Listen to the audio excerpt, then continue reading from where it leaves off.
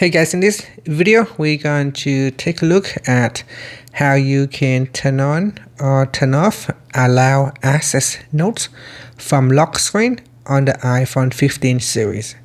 First, let's go back to the home screen by swiping up at the bottom of the screen. From the home screen, tap on settings, then in the settings page scroll down and then tap on notes. Next, we scroll down to the bottom and tap on access notes from lock screen. In here, to turn off access notes from lock screen, you would select off.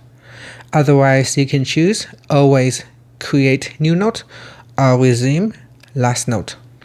And that's it. So if you select resume last note, you can choose whether to create it on the lock screen or view in Notes app. And you can also set when to create a new note. So after 5 minutes, 15 minutes, 1 hour, after today or never.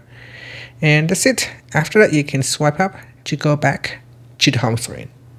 Thank you for watching this video. Please like and subscribe to my channel for more videos.